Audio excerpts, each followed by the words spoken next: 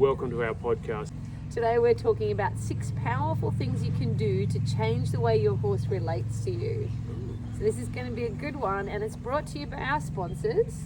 Equine Evolution Training Aids, which the new Etsy store is up and running and going full guns, and there's more stuff arriving. Really exciting. We've got chocolate coloured gloves, black, white, navy. Oh, they'll be on the shop very soon again, won't And they? you're adding a training halter. We're doing some rope halters with some really proper good training halters. So and we're our gonna get iconic hoodies back in those. Hoodies stock. are back. So there's it's lots of cool exciting. stuff about to go back on the store. Yeah. So here we go with the 6 powerful things you can do to change how your horse relates to you. And of course, the first one of those is bonding. Like leg hugging. I call it leg hugging. Leg hugging. Is it leg hugging? No, it's Yeah, not. you It's can not try. leg hugging. No, because you're not a tree hugger, so it's not a leg hugging thing. Well, I think that there's a lot of different things that you can do in order to bond with your horse. One of my favorite things is to jump into their routine. So we normally, I don't know about you, but we have a big business to run and there's always things happening. But every now and then we just spend the day down here and actually hop into the horse's routine. I help put the horses out in the morning. I fill their waters, I scrub their waters, and when I'm doing that, I'm starting to really feel, okay, why hasn't he drunk enough water? Oh, okay, that water's sitting there, it's a little dusty in that corner. So bonding, I'll show you some really beautiful, natural, loving bonding, but bonding can also be about noticing stuff that you're too busy to notice. You know, like where my horse was eating his hay, it was next door, and he was getting a little bit frightened by the things that were happening next door. So I picked his hay net and moved it over a little bit closer to the back of the wash bay so that he could relax and eat his hay. Oh, baby. Poor baby. But I also noticed when I was cleaning my mare's stable that it was a lot wetter than I had realised, and so I changed the way that I wanted her box done. So bonding, practical bonding, take a day off and do everything with your horse yourself. Put it out in the paddock, bring it in, clean their stable, make up their feeds, make up their hay nets. And there's a whole lot of stuff when you do absolutely everything yourself. Some of you may already do that, but so for those of you like me that are running a company or that are adjusting your horse, I find that when I do that with my horses, they're looking for me at their gate, they're really excited, they really enjoy it, and I'm picking up things about them, because being a dressage rider isn't just about riding dressage. It's a whole holistic approach to your horse and knowing your horse and picking his feet out. Geez, they're a little wetter, the groom hasn't mentioned that, or I really need to get some better drainage at the front of his paddock, because managing your horse is 90% of having a top horse, isn't it? Oh, it is, yeah, and that's, you know, so many things, you know, working with students more and more nowadays, and got one student at the moment I'm doing a lot of work with up to 3 times a week, and just little things that I've been showing her, and she's like, oh wow, that's incredible, like that's just something extra for me to do to make my horse just go better. And it's just little things, you know, making sure their feet are picked out properly, making sure that they're happy, all those things. Yeah. But to do some leg hugging, or tree hugging as Greg calls it, I'll walk down to their paddock, I'll scratch them in their favourite spot, and when they're really going, oh my God, I love that, mummy, I'll just leave. Right as they're really loving it. Yeah, that's cool. That's not leg hugging. Yeah, that's just teaching cool them to look forward to seeing me. Yeah. Another bonding that I absolutely love is we have our routines with our horses. So if they're not going to a show, they have Sunday off. They have a lunge on Monday. They do this, they do that. I will start doing little things, like instead of working them, I'll bring them up at the time they normally get worked, give them a big scratch in the wash bay, take them for a bareback ride, or just take them down the back and not school them at all. So I'm bonding with them by saying, I'm showing up for you regardless of whether I want to work you or not. Yeah. I think that style of bonding especially applies to if your horse is injured. And I know a lot of people will just turn their horses out in the paddock, but that I still keep my horses' routine. So that hours gap or 2 hours gap that I have for my horses, I still keep that for the same horse, whether I'm working them or not. Not only if they're injured, they actually need a little bit more, don't they? Really? Yeah. A bit of extra TLC, depending on the injury, as to how you can treat it. If it's a bit of a muscle type thing, you can actually help them by extra icing, extra massaging.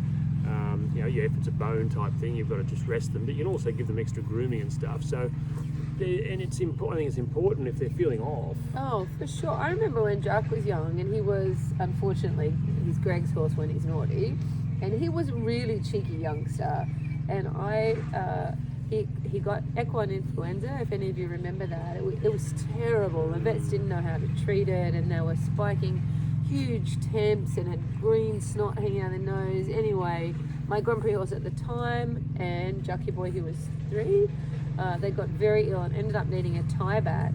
And Jack, who had always been so difficult, they said, you'll never be able to nurse him, leave him here at the surgery. I said, no, I'm a good nurse, I'll nurse my own horses. We brought them home. They both made a full recovery, but the time that I normally work them in, I groomed them, I cleaned their wounds. I spent loads of time because you couldn't hose them, you couldn't even take them out. You didn't even want them to whinny or move, just so that they didn't pop any stitches, because their entire air was. That was the old school tie back surgery. Yeah, it was pretty full on. But the moral of the story is, at the end of that time, Jack was never difficult to catch or deal with ever again. He loved me after that surgery. He and I were best mates. He'd see me coming with a grooming bag, and he'd think, So grooming is a really super way of bonding. But I think for horses that aren't naturally wanting to bond to people, foals, etc., do something they love and then walk away while they're still, so they have a nice imprint that being with you is fun. Yeah, exactly. Yeah, I quite often just walk into the paddocks with the young horses, and I'll just walk past them and give them a scratch and then walk by. Yeah. Because then they're looking for interaction, rather than you going there and spending hours with them, crawling all over them and leg hugging them. Just spend a bit of quality time. So actually, but also I just talk more about nowadays when we do that sort of stuff is how would they bond in the herd? Like there's a herd of horses there, how would they bond? So that the lead mare might walk through and greet everybody. It's all very structured, and it's not hours and hours being there, especially with young horses, but do something nice for them so they appreciate you being there. I didn't know that herd mares went around and bonded with all their little... Well, they're in charge of them all, so they've got to kick the colts up the butt, make sure the Well, that's fillies are Greg's okay. style of bonding. Give you a kick and you're done. Yeah. So it's interesting. I just discuss that more and more with people nowadays when they talk about, my horse is this, my horse is that. I said, well, horses do need leadership. And so horses love leadership, and that's what they're after in a herd. So when these people are like, I'm worried about herding them and stuff like that, I said, well, if you're an old alpha mare, you would have already bitten and kicked the crap out of that horse anyway. So don't worry about you ever trying to hurt your horse, because you're not going to be able to hurt it any more than anywhere near as much as what the alpha mare would have done to put them in line. Yeah, not saying go out there and kick your horse all the time, but No, we don't believe in kicking them, but discipline and structure and boundaries. Horses crave leadership. I read it. It was a really good write-up I read a couple of weeks ago by a big American trainer. But and you I don't thought, even wow, need to read it, Greg. You know it. We know it. Yeah, once I read it, I went, well, geez, that's how we actually do things. We actually make sure that the horses have some leadership and guidance as to how they do things. So even though we're bonding with them, it's very structured as to, this is how we want them to react afterwards. So I see where you're going with that. So you're saying even though we bond with our horses, and I truly believe that our animals are equal to us, our dogs, our cats, our horses, they deserve good treatment, the same as we expect. Yep. But I am definitely in charge of my herd. I am the head mare here, and Greg would like to be referred to as the stallion. The old stallion. And mares and stallions do share leadership. They both have a different head role, and mares will often have... Stallion doesn't do much leadership at all. He's only there for one reason only. The alpha mare is the one that is telling everybody but he will go ahead and look for grass and sense danger, so he has a role. Yeah. And the mares respect the stallion. So you get a little bit of respect. Oh, poor Greg. I'm about 20th in line here. Yeah. Anyway, where was I going with that? I was wanting to tell you that I think, so yesterday I had a troll on one of my posts, and I was showing how when you want to bring a horse up in the bridle, specifically blue, that you give your hand forward and raise the hand a little bit. So rather than carrying your hand down here, your point of contact is here. So how did the leg hugger troll you about that? She said, and then I said, and if they don't come up, you touch with the leg. So she took from that, so you're forcing him, because when he doesn't come up, you escalate and kick him, basically. And it made me stop for a minute, and I thought, first of all, using your leg is not escalating. Using your leg is riding, right? And if horses don't have any guidance, they're not going to go around with the pole the highest point, the nose in front of the vertical and using their back, because horses didn't sit down and read the textbook and go, right, my biomechanics says that I should carry with the hind quarter, that my head's too heavy, so I've got to sit more behind, and I've got to go pole the highest point, nose on the vertical. Some like to go deep, some like to go long, some don't like to go at all, you know, and I think we have to be very careful that while we're talking about bonding and loving and everything else, that you still understand that a horse is a horse, you know, and my dog is a dog. So my boundaries I set for my dog, wait, I don't set any boundaries for my dog. They're very different, because I can just pick him up and carry him. He doesn't have to do the sport. He's not my partner that way. All I need from my dog is that he knows out so he doesn't get trampled. He knows come so he doesn't get run over, and that he will sit on my lap. Your dogs So mostly I'm pretty good. They do. They always come. So, most disobedient dogs I've ever seen in my life. the first powerful thing you can do to change the way your horse relates to you is to make him look forward to seeing you with pleasure. And that can begin with anything from how you use your stable management to when you walk into the paddock, the horse thinks, oh yay, she's going to give me my favorite treat. Whatever that is. You know, that could be a scratch. So a scratch for Ren, a lolly for Blue, and for Jack, he just loves you to take his fly hood off and rub his eyes and give him a kiss, and if I have time I'll take him out for a green pig. So that's number one. What's number two for you, Greg? Number two is, I would think, mixing it up a little bit with your training and riding. Yeah. And I have so exciting news. Greg is building me an equitation course down the back, aren't you, Greg? Well, it's actually not for her, it's actually for the company, for the business. So we will be opening up our equine evolution equitation course down the back, which we'll be doing days. We'll be doing an open day for that later on. We'll announce that. But we do a lot of work in that, because we don't use our back paddocks anymore, really, for mares. We've got some yearlings down there at the moment in one back paddock, but there's one back paddock totally empty. It can have cows in it if we put anything in it. So we're turning that into a big course of, there'll be some hill climbing stuff, there'll be some bit of jumping stuff, there'll be some winding stuff. Anything you'll ever find in an equitation. Well, winding through different poles and through obstacles. And then you've got a steep bank. You're up and down. A bridge. And I want to do a fast equitation course, because once I've done it once or twice, or maybe with Ren 10 times, I think it'll be boring. So make sure you build it in so I can go really fast. Well, there's going to be part of the speed course. So you've got your gallop track on the side, which you haven't even timed yourself on yet. That is a challenge. And then part of it will be a speed challenge, but part of it is just to be. It will be where I see a lot of the girls all join up and go to the local Skyville National Park to do trail riding there.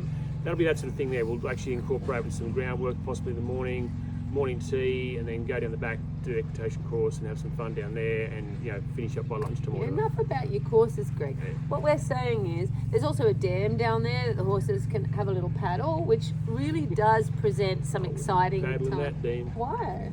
I wouldn't. I already did. I've had a machine in there. I wouldn't paddle in there. What's in there? An alligator? Yeah, there's probably gators and stuff in there. No, I think they'd be sorry if they had took a bite of But there's that. There'll be so you can call, like with that sort of course, even down the back. You've got gallop track. You've got some jump stuff down there, obstacles, and it's about. It's not about taking them down there and wearing them out. It's about giving them something else to look at, something else to think about, something else to get their mind off things. It's interesting. I was reading a book the other day, and this racehorse trainer was talking about how he rounds up cattle and stuff with his racehorses, and that's how he takes his horses out to give them different things to do. And he might just follow the cows for a couple of hours. So even like that sort of industry has already started to look at that stuff as well. Bag's not riding the racehorses amongst cattle. Oh my God, it's hard enough to ride my dressage horses amongst cattle. But mix it up, do some different things with them, and even trail go rides. Hand walks, like take them for a big walk. Oh, now see, I love that. Greg used to get his stallions out, and he'd say for half an hour a day he can go wherever he wants, and the stallion just Except sort of near the mares. Yeah, but they'd go for Green Piquet, and they'd go for, and just it was so their choice. There wasn't always this discipline, and I think sometimes hand walking. I know for me, when I go down to the obstacle course for the first time, my horse is going to be really high about it. And then they're dressage horses, so they're obedient, mostly. And I think sometimes in hand, you're a little bit more relaxed and able to let them have a play and let them take charge a little bit. So as I mean, horses are so contradictory. I mean, I just said that they can't take charge, and we have to, and now I'm saying that they can take charge, but within boundaries. So they can take charge, but not come within but an arm's length. you're allowing them to get associated with different things they're not used to as well. So that's not giving them their own way. You're saying, well, here's an object you've never seen before. What do you think of it? Some horses want to walk up to things and sniff it and look at it.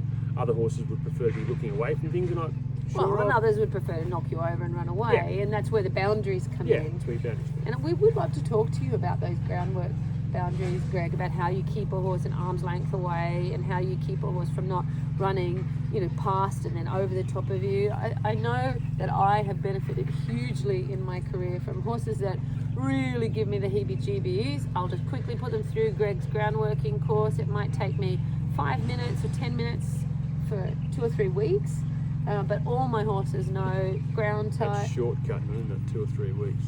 Yeah, but I'm really good at it. All right.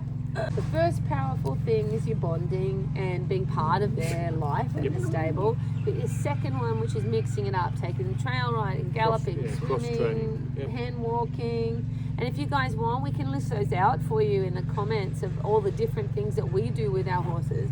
But the third one that I really like is let them get out of bed nice and slow. So when we go down to the arena, and I've had heated discussions many times with clinicians about warm-ups and how I like to structure them and that sort of stuff. I think the big majority of riders just say, right, you come down and you work, and that's that. And they've got the big suspended trot from the beginning, and they're up and they're this and they're that. And I think that that is really, really hard on the horses, mentally and physically. I've seen horses standing in stables, tacked up, with side reins on. What? With side reins on? With side reins on, in a stable waiting to be worked. So and they could be standing there. The day I walked through this barn, there's probably 2 or 3 of these horses standing in one barn waiting to be worked, and they were working already one down the arenas anyway. And these horses were waiting, and that's how they were then, the groom would lead them out, the rider would get on, they'd take the side reins off, and the horse would walk down to the arena. All ready to go. Hang on. All ready to go. Oh yes, there's no strict. Nose bands done up extra tight, head jammed up through their backside. Stop. Head jammed up to the backside. Look, So that was really relaxing for them to go into their work program. So that is not the way that I like to do it. I have ridden a horse in side reins once because he would, it was about 30 years ago, and I think I know what I would do now. At the time, I didn't know any better, but he would jam his head in the air and he would bolt, and he used to run straight at these bushes at the end of the other arena and just run straight through the bushes. And I remember riding down with the side reins on and thinking, I hope I don't die today. That was obviously before she met me. Yeah. So we all make those ridiculous mistakes, and most mistakes are made out of ignorance, or they're made out of desperation, when you're just like, I don't know how to control you anymore, I don't know what else to do with you. And anyway, I digress. That's just, a very embarrassing anecdote from when I was younger. That horse did go to Grand Prix though, not with me. I got him to Grand Prix and then I sold him, but he was a very cool horse in the end once he stopped pissing off into the bushes. Anyway, the story behind that is, what we tend to do is, when our horses are ready to go down to the arena to start working, is they're taken down fairly relaxed. They're walked on the arena. Some horses are ridden down to the arena, some horses are led down to the arena. And it's about just getting the horses just to breathe to start with, because when you're first on their backs, you're asking them questions about, well, how was your night's sleep? Did you enjoy your breakfast? Did you eat everything up? Are you feeling? Are you landing squarely on all your feet? Yep. Do I feel that the over track is really even? But it's a little bit like everybody gets out of bed different, don't they? Like Ren gets out of bed and she's just like me. She's ready. She's ready to work out. She wants to get out of the box. She wants to go. Jack gets out of his bed. He has a little drink. He has a bit of hay net. Who are you going to say like me? A bit like you. Yeah, Greg gets coffee in bed. Greg gets coffee in bed. And breakfast in bed every morning. As CEO, I'm entitled to that. So I think take note of what your horse likes.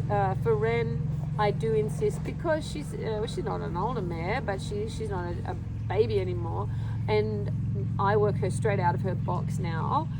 So as our horses progress through, the higher the level, the earlier they get worked. So I work it from the Grand Prix ones down the line. So the first couple will work straight out of their stables.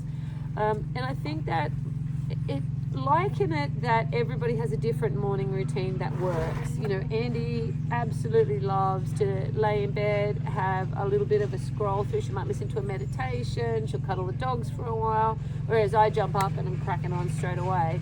So taking your horses down, certainly like Greg's demo, you don't want to do that, but let them come to it. If they like to stretch a little first, if they like to go and canter 2-point, I think that's really important to do an actual loosening, warming in phase before you let's start to push uphill, let's make our half halts. Just let your horses just get out of bed a little bit. Yeah. So number 4 is a really good one and very hard for some people when their ego gets involved, but a really good way of changing the way that your horse relates to you and the way that you relate to your horse is to take stock of your horse's limits, okay? Which means that if you have a horse who has a wonderful trot and a wonderful canter, but a fairly ordinary walk, by accepting that your horse has only got a 6 out of 10 walk, you won't push him past his boundary, and he won't then find that you're putting a lot of pressure on him for something he's got no talent to do. So if I took Greg on as my ballerina partner, Perfect. I would understand I couldn't lift Greg. I would understand that Greg couldn't do some of the moves maybe, but Greg might be able to lift me. I don't know. All those moves. It's very true, because I mean, you know, there's paces you can create and there's paces you can't. So you can your walk and canter is what I always rate my horses on to start with when I first look at them, because your horse's walk and canter can't really be that improved upon as what they are as unhandled horses as such. Pace. Your trot can be certainly manufactured, as we've seen over the years with different horses coming out manufactured, but you've got to accept that if when I look at a horse, and if we're looking at a horse to buy and I go, the horse has got no walk, so I don't want it, because I want a horse with really good walk and a really good canter. I just won't touch them otherwise. So that's where I go. Easy for if it's Greg, limited, isn't it, Mr. Perfect here? yeah, but if it's limited, but if I'm looking for a horse for somebody that doesn't want so much a horse that's going to be, they might want a show horse, or they might want a horse that's just a low-grade dressage horse or a show jumper, I mightn't want to look for that so much. I might look for something that's a little bit different and say, okay, well, that's, you know, it hasn't got a great walk or canter, but look, it'll be fantastic for you, because you can still get a really good, you know, work out of the horse. But they do have limits, don't they? Like, we judge horses as we look at them for people and say, well, you know, this is a medium advanced horse. It'll never really go that much higher probably, because it mightn't be conformed properly, or it mightn't be a good thinker. Or Well, there are, I agree, there's conformational limits. So a horse that's high behind is really going to struggle to sit. A horse with a slightly faulty temperament, you know, that which could be because it's got ulcers, it could be because its hearing is uber sensitive, it could be because it's bred to pull a cart, or it's bred to race, and so it's going to have temperament bars. So looking at those things can really help you to then set a goal structure for that horse. So for instance, since we're being honest here, our favourite horse, Jockey Boy, had a very big limit in the Piaffe, because he's a very laid back guy, you know, except when he isn't. If he's spooking, he ain't laid back. But the thought for him of trotting on the spot when he could stop and have a cuddle just blew his mind. He could never understand it. He was very quiet about it, but he would honestly, the minute your leg would come off, no matter how many voice cues you'd put in there, he would go to sleep. And he had a very lazy hind leg, has a very lazy hind leg. He can Piaffe for a 10 if all the planets align, if it's freezing cold, if he's feeling really, really happy that day, you know, he hasn't had too much work that week. Rock band next to the arena. If Greg's Piaffe trained him the day before for me, loud music, you know, he might, still not a 10. No. Oh, well, maybe if Greg's helping him from the ground, if he sees Greg just quietly lift his hand like that, he knows that on the lunge he's got to get active.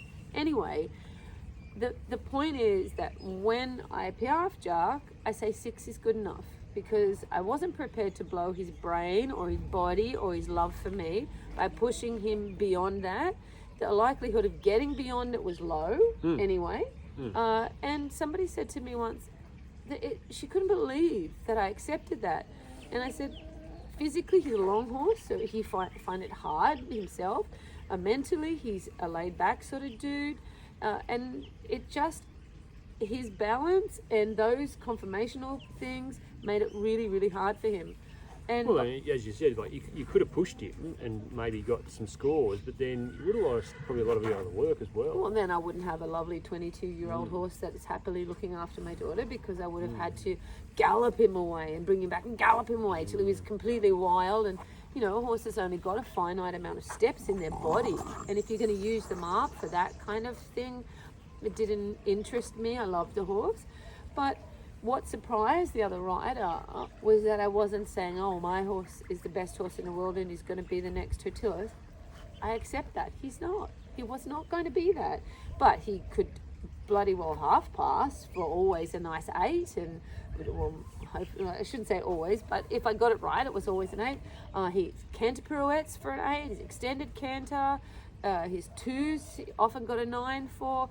So those things, by accepting the one thing that was never going to be amazing and just finding really good tools to help me build it, then I was thrilled with him when I got a good one, Yeah, so rather than being angry with him when it was a bit ordinary. He had an incredible walk and canter as a baby, but his trot was laid back, and his trot. But his couldn't extended be- trot, he'd often his get a extended 9 trot was too. quite good, but he couldn't be manufactured into that collection type stuff. He just didn't want to do it. So it's like, well, do I wreck my horse to try and get it? No point, because that's his limit. Absolutely. But I don't agree that he wasn't good in his collection stuff. It was just the piaffe he found difficult. I thought he Yeah, had. just didn't- I mean, Greg knows how much work I put in on the other collect. Like, he did take 3 years to learn a canter pirouette. So you're right. Okay, I'll give you that one. So the next point that we come to is accepting your limits as a rider. So we've accepted the horse's limits. What riders have to accept about themselves? So if you're a very fearful rider, it's okay. That's okay. Make sure you get a quiet horse. Make sure you have your horse stabled, or a riding friend you can go with. We all have personality and PTSDs, and we all have things that will limit our ability to be an Olympic gold medalist. Well, you've got to be honest with yourself. You know, I quite often, because a lot of my clientele are the lot of ladies returning to riding and stuff like that, and sometimes they're coming in on these off the trackers, and you know they're difficult horses sometimes, or they Is might that have a shortening horse now? Off the trackers for off the track thoroughbreds. off the trackers.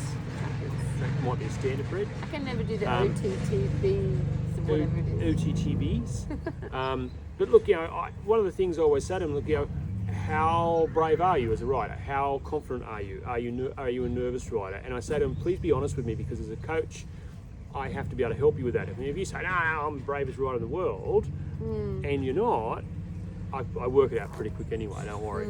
But it's important to be honest to yourself. And I say to them, if they are, I say, well, thank you for being honest, because I can now help you better in your journey to get there. Yeah. Me, for a short period of time, I couldn't put weight in my right ankle, and so that was a big limit to accept. So I had to ride without stirrups, so I didn't pull my saddles off kilter. Yeah, so it's a physical limit. Yeah, and instead of making that, oh my gosh, you idiot, you're pulling the saddles off side, and you did it, I just accepted that until that ankle healed, that there were going to be like no collection, because I don't want to collect when I can't put enough weight in that right stirrup. I'm still struggling with it a little bit. But You're probably not. You know, some people won't be good for young horses. Some people might be good for lazy horses. Some people might need a horse that's, you know, a bit more firecracker. But outline that for us. Why wouldn't you be good for a lazy horse?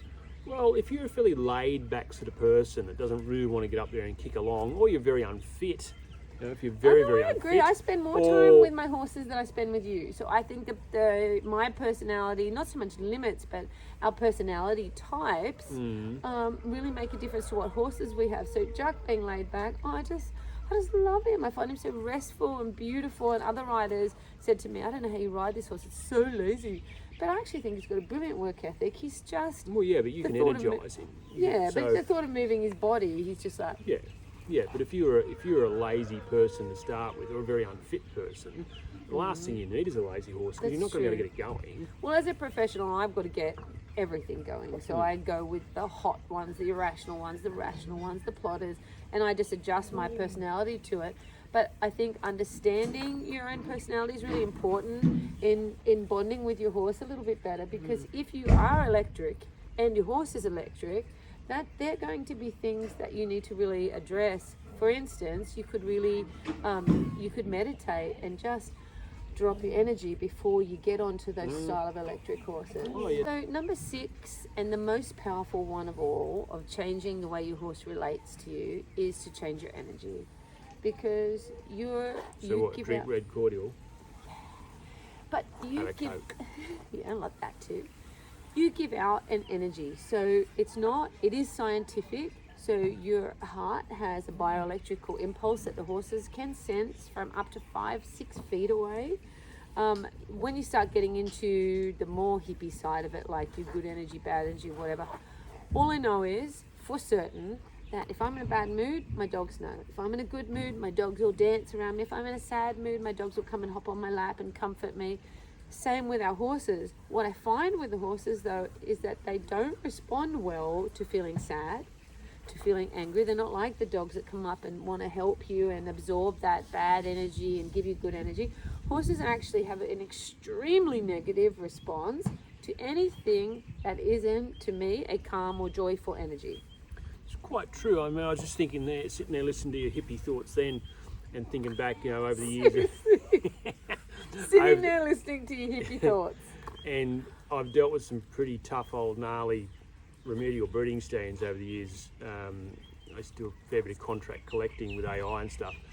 And if you walked into a box with a horse with no confidence or the wrong energy, you'd be nailed. I remember walking into a barn one day at a veterinary clinic, and they had signs all up: do not enter, horse bites, kick strikes, and hanging outside his box was all these chains and bits. And, Oh my God. and I went to walk away, and the vet nurse said, "What are you doing?" I said, "Oh, I'm not touching this thing. It's mad."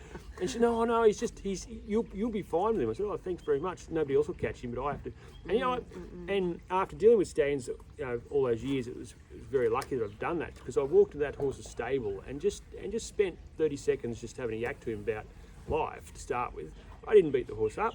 That's not energy, that's No, skill. but I had to change my energy. I couldn't walk in there and go, "Oh, mate, you're right." How did you do that? "Oh, be careful."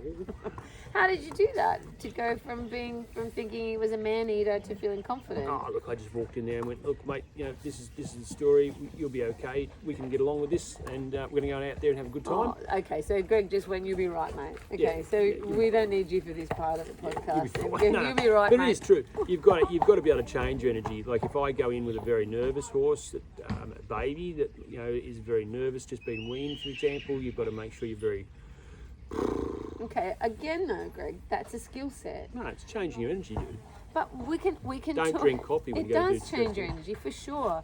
But that skill set of knowing what to do with a nervous one, what to do with a flighty one, what to do with an angry one. Yeah, but I that's think, just me saying how good I am at that I can change my own energy. But Greg's basically saying it's probably a bit too of a blanket rule, but do the opposite. If the horse is aggressive, you need to be open and friendly. But I mean, aggressive horses, again, I really wouldn't advise you go near them unless you're highly skilled. What I meant by your energy is your mental health. Okay, if you have bad mental health and you're suffering from depression and anxiety, your horses are going to pick it up. It's going to affect the way that your horses relate to you. It's going to affect the way that your horses respond to you. So, But we use horses for that purpose too. yes, but that's all also structured to help. I would be a mental person if I didn't have my horses. My horses, no comment, thank you, Greg.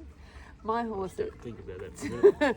my horses keep me whole and happy, but if something has deeply upset me, I will quietly rewire before I go anywhere near my horses because they don't like it. Oh, so it's not about. But if you're feeling sad, for example, Yes, my horses are happy for me to be near them if I'm calm and sad and just want to stroke them. yeah, And if you have, an inner anger and you need to be around the horses to feel nature and calm down, that's fine. But if you are truly suffering and it's right at the surface, take the day off from your horses. Don't work with your horses when you're in a bad headspace.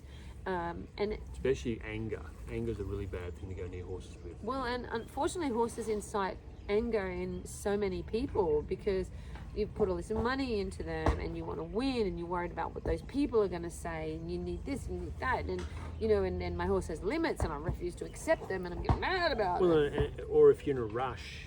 In a that's rush? the thing. Yeah. So, look, no watch. Yeah, we don't wear watches. Never in a rush. Never in a rush. But I'm we always do getting have in a long trouble. day. Yeah. But I think taking care of your mental health is that saying if you're okay, everything's okay.